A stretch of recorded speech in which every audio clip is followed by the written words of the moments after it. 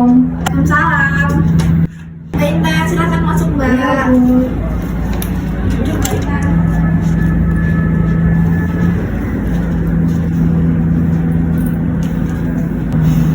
Selamat pagi Mbak Intan. Pagi, Bu.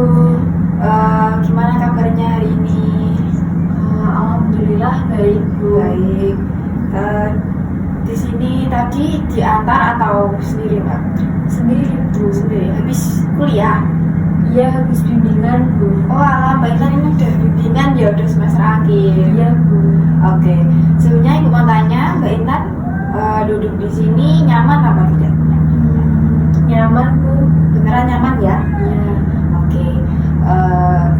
Sekarang Mbak Intan udah ada di sini, pasti Mbak Intan ada nih yang mau dibicarakan sama Ibu.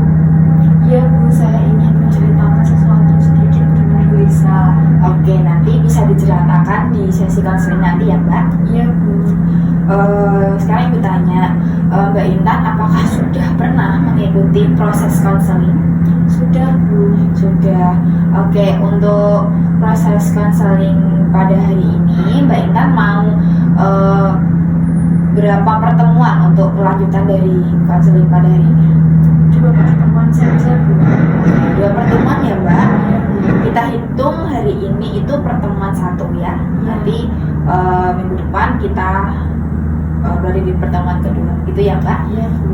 Oke, jadi di sini Ibu sebagai konselor dan Mbak Intan sebagai konseli Ibu, di mana nanti Mbak Intan menceritakan masalah yang dialami Mbak Intan, unek-uneknya dengan tanpa paksaan. Dan di sini Ibu mendengarkan Mbak Intan dan Ibu akan menjaga rahasia Mbak Intan, gitu ya Mbak. Iya, Bu. Oke, sebelum lanjut sesi konseling, kita sepakati waktu terlebih dahulu ya Mbak. Kalau nanti kita konselingnya 30 menit gimana Mbak? Saya rasa cukup. Oke, kita sepakati 30 menit ya Mbak. Iya, Bu. Nanti kalau dirasa masih kurang, kita lanjutkan proses konseling ini di pertemuan berikutnya lagi ya. Iya, Bu. Oke, sudah siap? Sudah, Bu. Gimana perasaan gambaran Mbak Intan saat ini? Saat ini saya sudah merasa kecewa, Bu. Oke, loh kenapa Mbak? Ada apa? Saya kecewa dengan ayah dan bunda saya, Bu.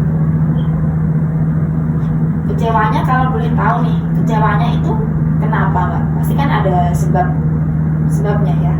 Jadi gini, saya bercerita ya, Bu. Iya. Saya kan dari SMA itu sudah mulai bekerja. Saya bekerja di bagian pariwisata, terutama di bagian toilet. Dari SMA sampai kuliah ini, mau selesai ini, saya kan udah ngumpulin tuh hasil kerja saya itu. Saya pengen di tahun ini saya beli 1 unit travel aku. Tapi kedua orang tua saya itu malah nggak setuju, malah uang yang diambil buat dibeliin tanah.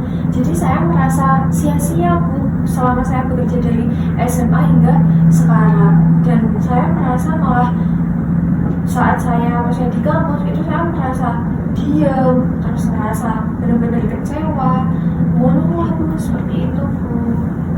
Jadi Mbak, keadaan Mbak Intan saat ini, Mbak Intan itu merasa kecewa ya dengan kedua orang tua Mbak Intan karena tidak direstui pekerjaan saat ini ya, begitu ya. Iya, Bu.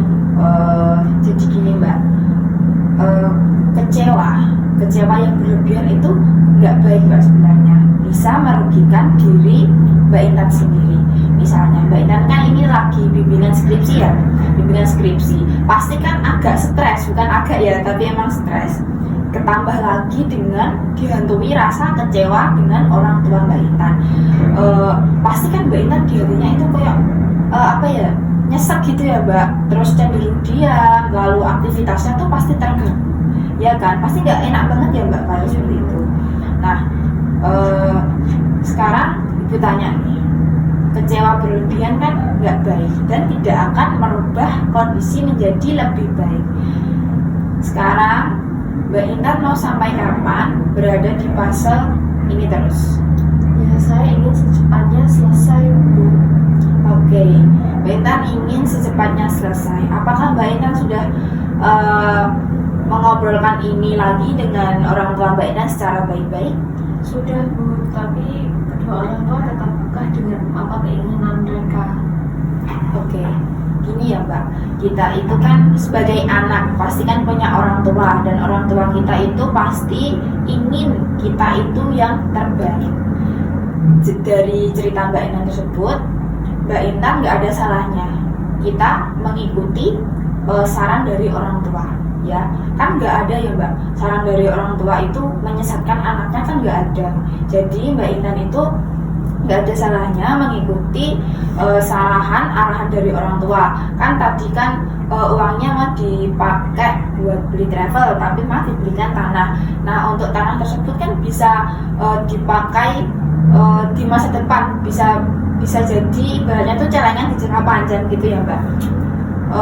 Dan mungkin orang tua Mbak Intan itu juga udah prepare dari jauh-jauh hari untuk gimana cara menyusun masa depan anak dengan baik. Kan nggak mungkin saran dari orang tua Mbak Intan itu mengancam masa depan Mbak Intan, kan nggak mungkin ya. Jadi saran ibu nanti Mbak Intan itu bicaranya tuh baik-baik, dibicarakan lagi, lalu memaafkan, mengikuti arahan dari orang tua. Jadi Mbak Intan nanti setelah mengikuti saran dari orang tua, mungkin Mbak Intan itu lebih tenang, lebih pelan-pelan untuk mengikhlaskan, lalu Mbak Intan juga merasa lebih bahagia, begitu ya Mbak? Iya Bu, nanti saya akan coba saran dari Lisa. Terima kasih ya Bu. Iya, sama-sama Mbak. Baik, dari sesi konseling ini apakah ada yang ingin dibicarakan lagi Mbak? Saya rasa sudah cukup Bu. Oke, jika sudah cukup, waktunya kita kan 35 menit. Kita akhiri sampai sini ya Mbak. Mbak Intan tetap semangat, bisa memaafkan pelan-pelan gitu ya Mbak, ikhlas, lalu supaya Mbak Intan tuh enjoy menjalani hidupnya gitu ya Mbak. Semangat, masih ada jalan yang cerah di sana untuk masa depan. Terima kasih ya Bu. Oke, kita akhiri sesi konseling hari ini ya Mbak. Terima kasih. Terima kasih Bu. Masa ya Mbak.